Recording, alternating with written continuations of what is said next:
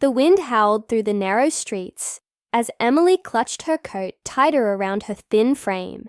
It was late, and the cold night air bit at her skin, but she had no choice but to keep walking. Her hands trembled, not from the cold, but from the weight of the decision she had made. In her pocket, she felt the small velvet box, her wedding ring, the last piece of her past, the only thing left that connected her to the love she had lost. Emily had never imagined life would bring her here.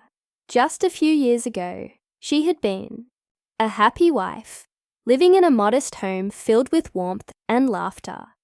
But life had a cruel way of changing in an instant.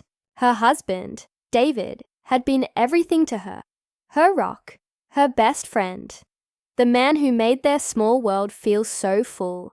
And then, in the blink of an eye, an accident took him away, leaving her alone with their 5-year-old son, Oliver.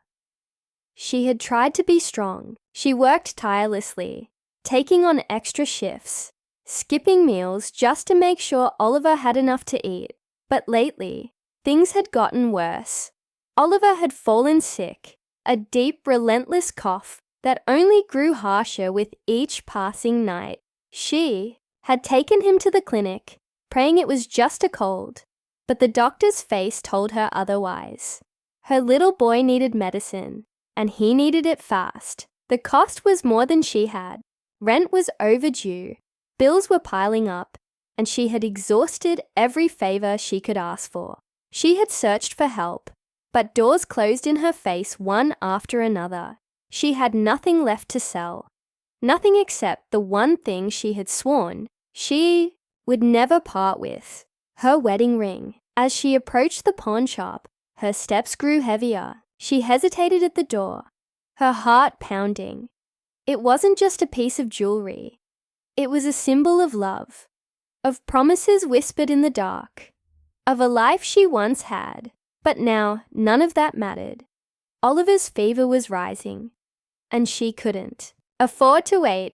With a deep breath, she stepped inside. The bell above the door jingled softly, and an older man behind the counter looked up. His gaze flickered to the ring in her hand. Before she even spoke, "How much can I get for this?" she asked, forcing her voice to stay steady. The man took the ring, examining it under the light. The silence stretched between them, each second feeling like an eternity. "This is a beautiful piece," he said finally. "Are you sure you want to sell it?" Emily swallowed the lump in her throat and nodded. "I don't have a choice." The man sighed, setting the ring down. "I can offer you—" He hesitated, then named a price. It was lower than she had hoped, but she didn't argue. She needed the money now. As he handed her the cash, she felt an emptiness settle in her chest. She clutched the bills tightly, knowing this would save her son, but feeling as though she had lost another piece of herself. Just as she turned to leave, the door swung open, and a tall man stepped inside. He was well-dressed, with kind eyes that took in the scene instantly. He glanced at Emily, then at the ring still sitting on the counter. "Are you selling that?" he asked, his voice calm but curious. Emily hesitated, then nodded. She didn't know why she felt the need to explain herself to a stranger, but something about the way he looked at her made her feel as though he already understood. The man turned to the shopkeeper. "I'll buy it." Emily's eyes widened. "No, you don't have to." But the man was already pulling out his wallet. He paid more than the asking price, far more than Emily had been offered. Then, to her shock, he turned back to her and placed the ring in her hands. "This belongs to you," he said simply. Emily stared at him speechless. I don't understand." The man smiled gently. "Sometimes life takes away more than it should, and sometimes it gives back when you least expect it." Tears filled Emily's eyes. She had spent so long believing she was alone in this struggle that kindness was something she could no longer afford to hope for. But in that moment, a stranger had changed everything. And just like that, the world didn't feel so cold anymore. Emily stood frozen, the weight of the ring pressing against her palm. The man had already turned away, heading toward the door as if what he had done was nothing more than a simple transaction. But to her, it was everything. She gripped the ring tightly, unable to hold back the tears that blurred her vision. "Wait!" she called out, her voice shaky. The man stopped and looked back at her, his expression calm but unreadable. Emily took a step forward, swallowing the emotions threatening to spill over. "Why did you do that?" she asked. "You don't even know me." A small smile tugged at the corner of his lips. "Because someone once did the same for me." Emily's brows furrowed. But before she could ask more, the man gave her a nod and walked out into the night. She rushed to the door, looking out onto the empty street, but he was already gone. She stood there for a long moment, the cold air biting at her skin, before she finally forced herself to move. She had to get back to Oliver. She had what she needed: the medicine, the food, and now the one thing she never thought she'd hold again. When she reached home, Oliver was still curled up under the blanket, his tiny frame rising and falling. With shallow breaths, she knelt beside him, brushing damp curls from his burning forehead. "Mommy's here," she whispered. "You're going to be okay." She gave him the medicine, whispering reassurances as he swallowed, his eyes barely opening. Then she sat beside him, holding his small hand in hers as she waited, praying that the fever would break, that things would finally turn around. As the hours passed, Emily couldn't stop thinking about the man. Who was he? Why had he helped her? His words echoed in her mind. "Someone once did the same for me." There was a story there, one she didn't know, but somehow his kindness had rewritten hers. Over the next few days, Oliver slowly got better. The medicine worked, his fever broke, and for the first time in weeks, Emily felt like she could breathe again. But something inside her had changed. She had spent so long struggling, believing she had to face everything alone. But that night at the pawn shop had shown her something different. There was kindness in the world. Real, unexpected kindness. And maybe, just maybe, she could find a way to pass it on. She went back to the pawn shop, hoping to find out more about the man. But the shopkeeper only shook his head when she asked. "He comes in every now and then," he said. "Never says much. Just helps people when he can." Emily left with more questions than answers. But something in her heart told her she hadn't seen the last of him. Days turned into weeks, and life slowly found a rhythm again. Emily got extra hours at work, enough to catch up on bills and keep food on the table. Oliver laughed more, played more, and the dark cloud that had hung over them seemed to lift just a little. But then, just when she thought things were getting better, another storm came. One evening, after picking up Oliver from school, she stopped by the small grocery store down the street. She counted the bills in her pocket, planning out meals carefully, making sure every penny stretched. As she filled her basket with the essentials, she heard a commotion near the front of the store. A woman, frazzled and near tears, was at the register, fumbling through her purse. "Please," the woman begged the cashier. "I just need a little more time. I have a baby at home. I need this formula." "I'm sorry, ma'am," the cashier said, though her voice was kind. "I can't let you take it without full payment." Emily's heart clenched. She knew that feeling, that desperation, that fear. She glanced down at the small amount of cash she had left after her groceries. It wasn't much, but it was enough. Without hesitating, she stepped forward, placing the money on the counter.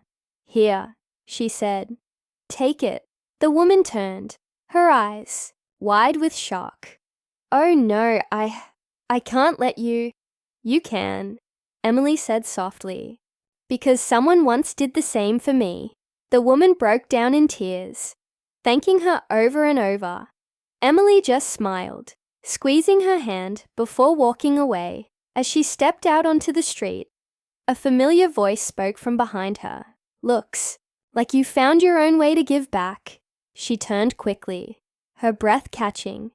There he was, the stranger from the pawn shop. She stared at him, surprised but not entirely shocked. Somehow, she had a feeling their paths would cross again. You were watching? She asked. He shrugged. I stop by here often. It's good to see kindness spreading. Emily studied him, curiosity burning inside her. Who are you? For a moment, he hesitated. Then, he reached into his pocket, pulling out a small photograph. He handed it to her, and Emily's breath caught in her throat. It was an old picture, slightly worn at the edges. A younger version of the man stood beside a woman, holding a baby in his arms. His face was filled with joy, his eyes bright with love. But what stood out most was the ring on the woman's hand. It was identical to Emily's. She looked up at him, searching for answers. I lost them, he said quietly. A long time ago. My wife, my son. I know what it's like to be left behind, to struggle, to feel like the world is closing in. And I know what it's like when someone reaches out and reminds you you're not alone. Emily felt tears sting her eyes. She couldn't find the right words, so she simply held the photograph for a moment before handing it back. Thank you, she whispered. He nodded, tucking the photo away. Just keep doing what you're doing. You never know how much one act of kindness can change a life. And with that, he turned and walked away, disappearing into the evening light. Emily stood there for a long moment, holding her wedding ring between her fingers, feeling the weight of the moment settle deep in her heart. She didn't know his full story. She might never see him again. But one thing was certain. Kindness had a way of finding its way back, and she would never stop passing it on. Days passed, but Emily couldn't stop thinking about the stranger. His story, his loss. It all stayed with her. She thought about how much pain he must have carried, how he had turned his grief into something meaningful. He didn't let it break him. Instead, he had chosen kindness. She found herself looking for him whenever she walked through town. She hoped she'd see him again, maybe learn more about him, maybe even thank him properly. But he never reappeared. It was as if he had come into her life just long enough to change it, and then disappeared like a passing shadow. Life, however, didn't stop. Emily kept working hard, doing her best to rebuild the pieces of her world. Oliver was healthy again, laughing, playing, filling their small apartment with warmth. And somehow, after everything, Emily had started to believe in hope again. One afternoon, while walking home from work, she spotted an elderly woman struggling to carry her groceries up the stairs of an old apartment building. Without thinking, she hurried over and took a bag from the woman's trembling hands. "Let me help," Emily said with a smile. The woman looked at her with surprise, but nodded gratefully. As they climbed the stairs together, Emily listened to the woman talk about how she lived alone, how she rarely had visitors. The loneliness in her voice was unmistakable. When they reached her door, the woman turned to Emily and patted her hand. "Not many people stop to help anymore," she said softly. "The world needs more hearts like yours." Emily felt a lump rise in her throat. That simple moment reminded her of how much a small act of kindness could mean. Maybe she hadn't found the stranger again, but his lesson lived on in her. Weeks later, just as she was starting to let go of the idea of ever seeing him again, something unexpected happened. She was at the park with Oliver, watching him play, when she noticed a man sitting alone on a bench, staring into the distance. Her heart skipped a beat. It was him. Without hesitation, she walked over, As she got closer, she noticed how tired he looked, as if he had the weight of the world on his shoulders. "You found me this time," he said, glancing up with a faint smile. Emily sat beside him. "I've been looking for you." He raised an eyebrow. "Why?" She hesitated before answering. "Because you changed my life, that night in the pawn shop. I don't think you realize how much it meant to me." She looked down at her wedding ring, still safely on her finger. "You reminded me that I wasn't alone, and because of you, I've been trying to do the same for others." For the first time, she saw something shift in his expression, an emotion deeper than words. He let out a small chuckle, shaking his head. "You know," he said, "I spent so long thinking that all I had left was the past, that my wife and son were the only good things I'd ever have. But seeing you now, hearing this, maybe I was wrong." Emily's heart ached at his words. "You weren't wrong," she said gently. "You just weren't done." The man took a deep breath, nodding slowly. Then, for the first time since they met, he looked lighter, as if some unseen weight had finally been lifted. Oliver ran up to them, his laughter filling the air. He tugged at Emily's hand. "Mommy, come play!" She smiled, ruffling his hair. "In a minute, sweetheart." The man watched them, his gaze softening. Then, in a voice barely above a whisper, he said, "You have a beautiful son." Emily met his eyes. "I think he'd like to meet you." For a long moment, he hesitated. But then finally he smiled. A real, genuine smile. "I'd like that." And in that moment, Emily knew that life had come full circle. Pain had brought them both to a place of loneliness, but kindness had brought them back to something greater. A reminder that even in the darkest moments, there was always light. Sometimes, a single act of kindness didn't just change one life. It set off a chain reaction, touching hearts in ways no one could ever predict. And in the end, that was what truly mattered.